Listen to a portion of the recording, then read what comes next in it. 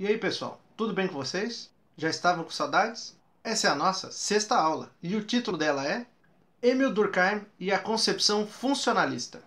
E seguimos no nosso ritmo de apresentar um conteúdo por semana por meio de um texto, de um vídeo e de um podcast.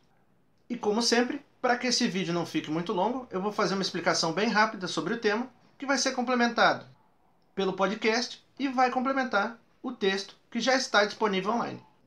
Não custa lembrar que a nossa avaliação sobre os conteúdos das aulas 5 e 6 vai estar disponível em breve, mas não tenham pressa, ela vai ficar aberta por pelo menos uns 10 dias.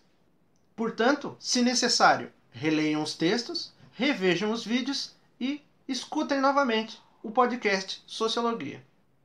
E respondam com atenção, pois só é possível encaminhar uma resposta.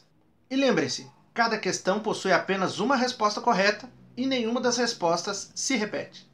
Quando falamos sobre a concepção funcionalista, é necessário lembrar que ela vai surgir, ou melhor, ela vai ser bastante difundida por conta dos trabalhos de Émile Durkheim. Esse autor é importante, pois é ele que desenvolve o chamado método sociológico, e é a partir dele que a sociologia vai se desenvolver.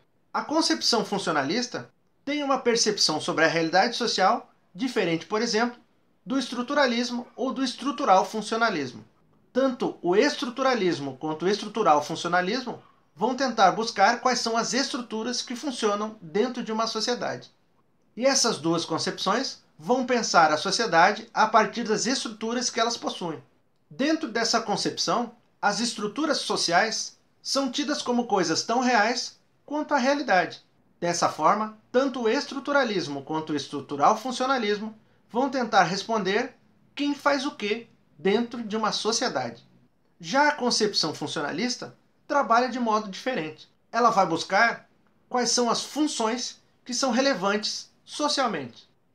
Ao analisar quais são as funções sociais consideradas importantes e não focalizar nas estruturas sociais, o funcionalismo vai tentar reconhecer as coisas que existem em comum entre diversas sociedades e, a partir daí, criar as chamadas regras mínimas sociais.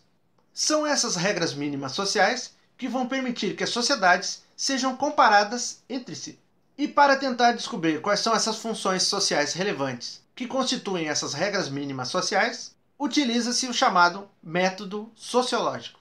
O método sociológico vai consistir basicamente nas seguintes fases: analisar a sociedade, selecionando fenômenos ou comportamentos que são considerados relevantes em cada sociedade.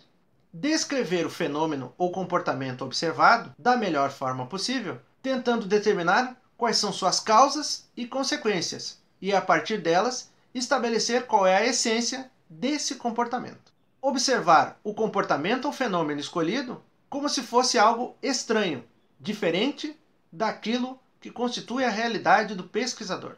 A partir desse estranhamento, descrever o fenômeno em todas as suas características possíveis. Buscar as causas determinantes daquele comportamento ou fenômeno e tentar compreender por que ele se tornou um padrão de comportamento ou fenômeno dentro daquela sociedade. Selecionar, dentre as causas possíveis e prováveis daquele comportamento ou fenômeno, quais são as causas mais relevantes que permitem e possibilitam a existência daquele comportamento ou fenômeno. Identificar comportamentos ou fenômenos similares em outras sociedades.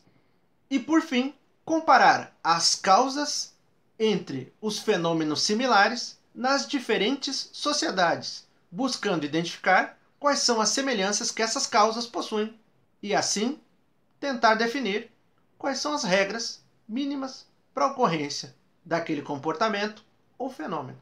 Pode-se observar, portanto, que o método sociológico, conforme definido por Émile Durkheim, vai tentar explicar tudo o que ocorre dentro de qualquer sociedade. Afinal, ele quer identificar quais são os comportamentos essenciais em cada sociedade e observar que nenhuma sociedade é mais importante que a outra e que os fenômenos, portanto, se repetem, embora suas causas possam ser ligeiramente distintas. Há algumas questões que sempre vão permear a existência de uma sociedade.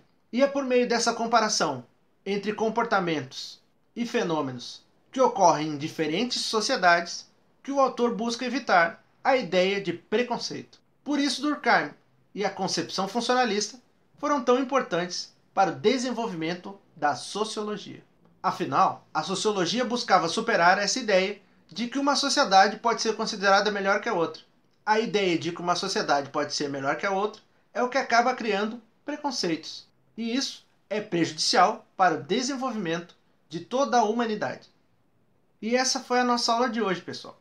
Não se esqueçam, as informações contidas nesse vídeo complementam o texto que já foi postado online e são complementadas pelo nosso podcast, o Sociologia.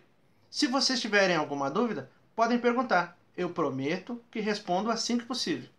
Nos vemos na nossa próxima aula, pessoal. E se possível, fique em casa. Até a próxima!